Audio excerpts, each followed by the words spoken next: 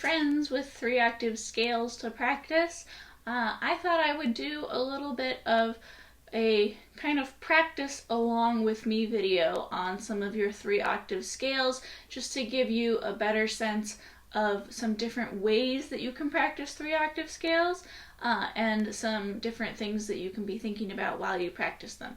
So today we're going to talk about your 3-octave C major scale.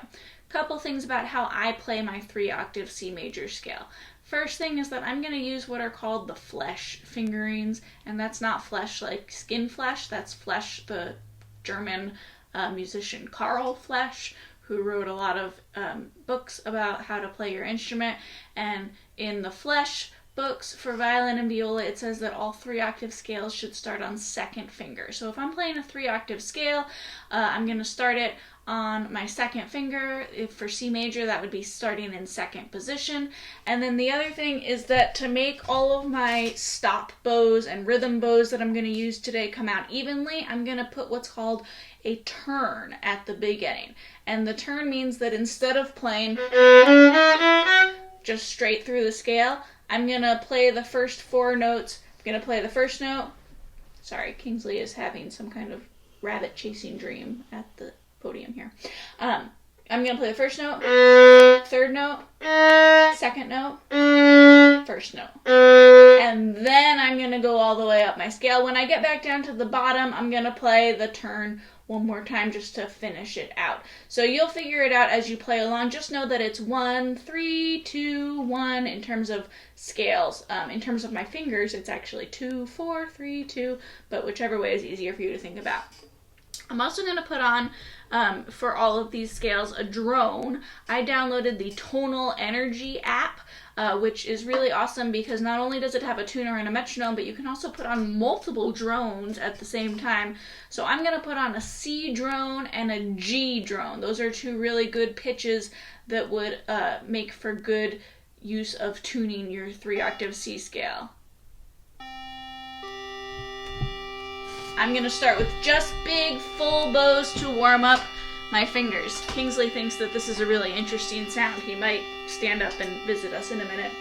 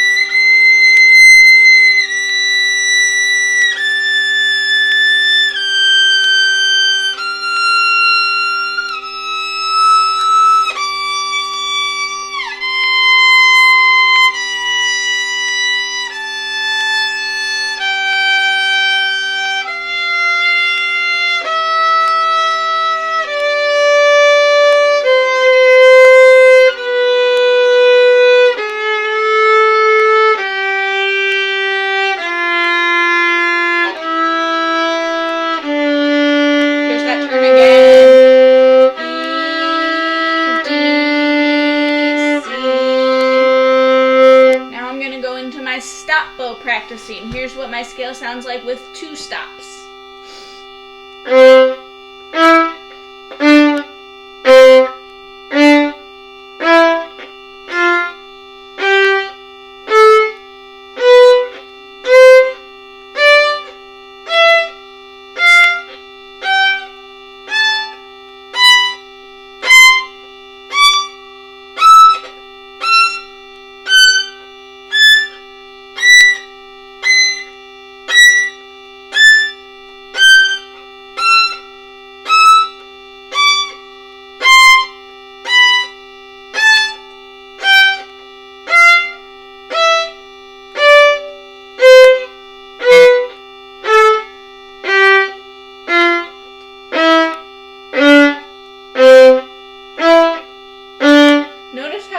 set my next finger in between each of those stops. Here's what 3 stops sounds like.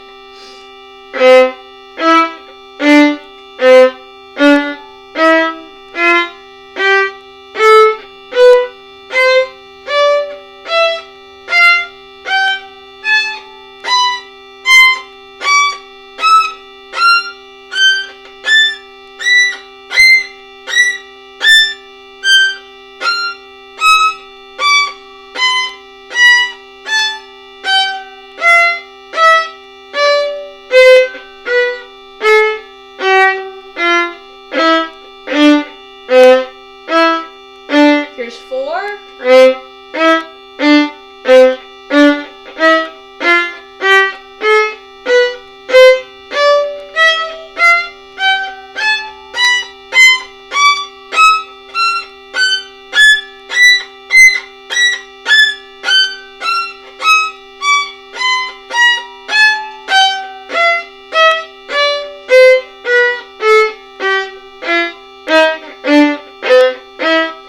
Here's 6.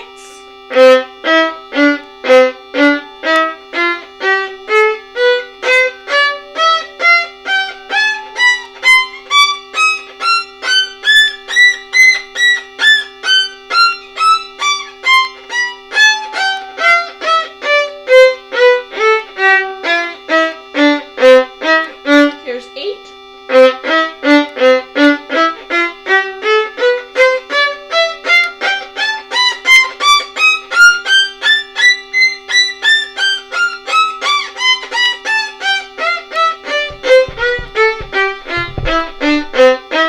And here's 12.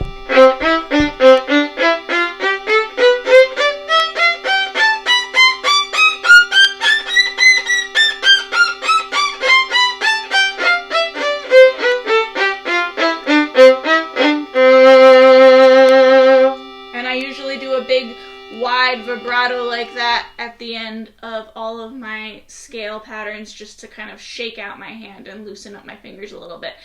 And then the last step that I normally do when I'm practicing a 3-octave scale is to do practice rhythms. So I'm going to do 5 more times through the scale. The first time I'm going to do a long first note. The second time I'm going to do a long second note. The third time I'm going to do a long third note. The fourth time I'm going to do a long fourth note.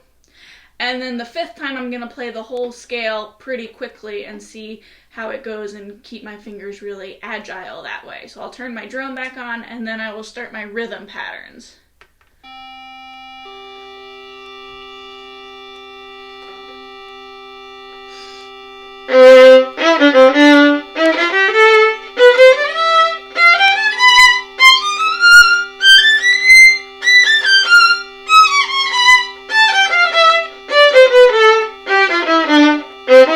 Long second note.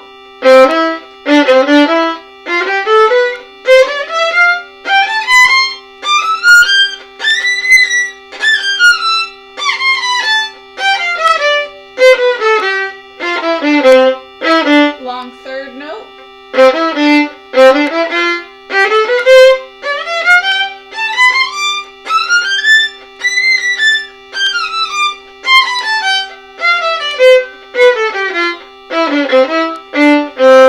And long fourth note.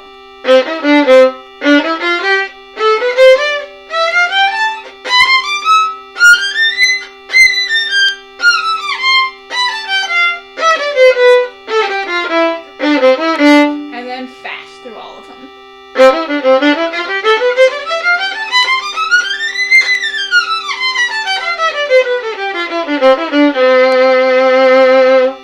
And that big shake at the end to loosen up my fingers.